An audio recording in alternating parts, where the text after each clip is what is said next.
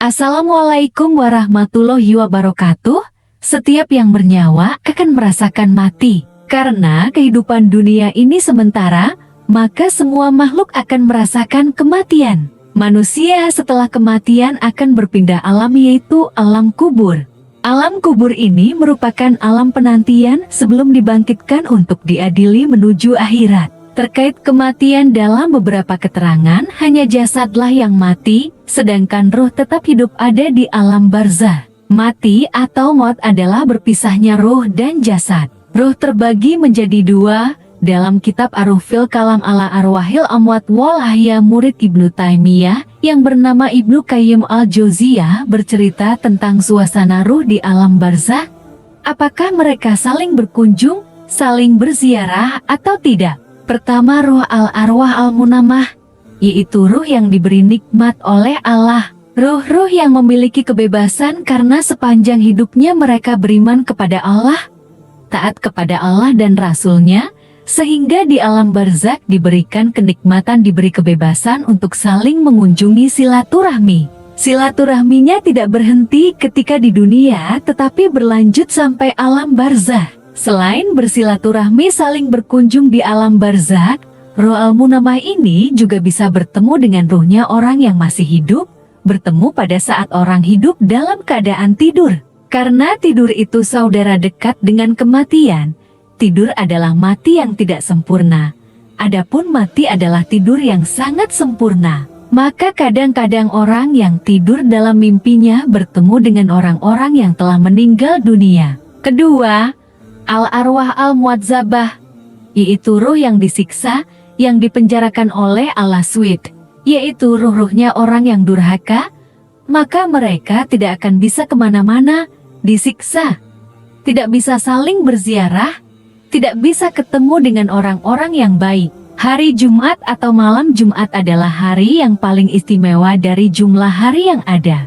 Dari segi penamaan, kata Jumat Kamus Al-Lughah Al-Arabiyah Al-Masyasir dapat dibaca dalam 3 bentuk: Jumu'ah, Jum'ah, dan Juma'ah, yang berarti berkumpul. Sementara hari-hari lain memiliki makna yang mirip dengan urutan angka hari dalam sepekan: Ahad hari pertama, Isnain hari kedua, Sulatsa hari ketiga, Arbia hari keempat, dan Kamis hari kelima, serta Sabt yang berakar kata dari Sabah hari ketujuh. Hari Jumat mendapatkan julukan Sayyidul Ayyam atau rajanya hari. Dengan kata lain, Jumat menduduki posisi paling utama di antara hari-hari lainnya dalam sepekan. Al-Imam Al-Syafi'i dan Al-Imam Ahmad meriwayatkan dari Sa'ad bin Ubadah sebuah hadits. Rajanya hari di sisi Allah adalah hari Jumat. Ia lebih agung daripada hari raya kurban dan hari raya fitri. Di dalam Jumat terdapat 5 keutamaan. Pada hari Jumat Allah menciptakan Nabi Adam dan mengeluarkannya dari surga ke bumi. Pada hari Jumat pula Nabi Adam wafat. Di dalam hari Jumat terdapat waktu yang tiada seorang hamba meminta sesuatu di dalamnya kecuali Allah mengabulkan permintaannya, selama tidak meminta dosa atau memutus tali silaturahim. Hari kiamat juga terjadi di hari Jumat. Tiada malaikat yang didekatkan di sisi Allah, langit, bumi, angin, gunung dan batu kecuali ia khawatir terjadinya kiamat saat hari Jumat. Keistimewaan lain malam Jumat yaitu pada malam itu arwah atau roh yang sudah meninggal berkesempatan mengunjungi rumahnya di dunia. Dalam kitab I'anatut Talibin juz kedua ada kisah arwah yang datang ke rumahnya di dunia menengok aktivitas keluarganya. Keterangan dari hadits bahwa arwah orang-orang mukmin datang pada tiap malam ke langit dunia dan berhenti di jurusan rumah-rumahnya dan berseru-seru dengan suara yang mengharukan 1000 kali, "Wahai keluargaku, sanak saudara, dan anak-anakku, wahai kau yang mendiami rumah-rumahku, memakai pakaianku dan membagi-bagi hartaku. Apakah ada di antara kalian yang mengingat dan memikirkanku dalam pengasinganku ini, dan aku berada dalam tahanan yang cukup lama dalam benteng yang kuat? Kasihanilah kami, maka Allah akan mengasihanimu. Janganlah kamu semua bakhil kepadaku sebelum kamu berposisi sepertiku. Wahai hamba-hamba Allah, sesungguhnya apa yang kau miliki sekarang dulu juga pernah kumiliki, hanya saja dulu aku tidak membelanjakannya di jalan Allah, di mana pemeriksaannya dan bahayanya menimpaku, sedang kegunaannya bermanfaat kepada orang lain. Jika kamu sanak, saudara dan lain-lain tidak memperhatikannya arwah, maka mereka arwah-arwah itu tidak mendapatkan oleh sesuatu pun, dan mereka hanya akan mendapatkan penyesalan dan kerugian. Ada pula hadits Rasulullah Shallallahu Alaihi Wasallam. Beliau bersabda, mayit itu di dalam kuburnya seperti orang hanyut yang meminta-minta tolong.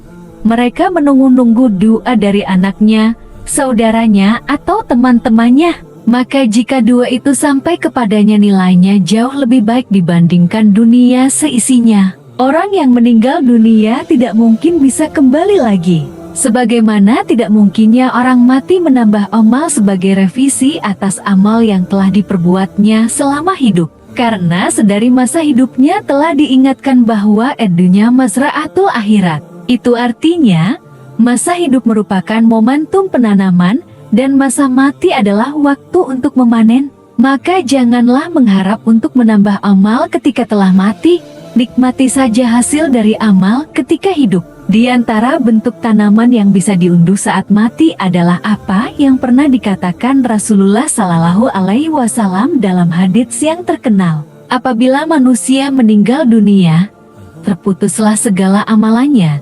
kecuali dari 3 perkara. Sedekah jariyah, ilmu yang bermanfaat, atau anak soleh yang mendoakannya. Hadis riwayat Muslim, Abu Daud, dan Nasai. Sesungguhnya 3 hal ini tidaklah bersifat paten apa adanya, tetapi dapat dimaknai sebagai sebuah inti yang dapat dikembangkan. Misalkan dalam konteks ilmu yang manfaat. Sesungguhnya seseorang yang berilmu kemudian meninggal dan ilmunya itu telah disebarkan kepada murid-muridnya, maka ketika sang murid beramal, sang guru pun mendapat bagiannya. Demikian pula dengan amal jariyah dan anak soleh. Semoga ini menjadi pengingat kita untuk selalu beribadah dan berdoa kepada Allah. Wassalamualaikum warahmatullahi wabarakatuh.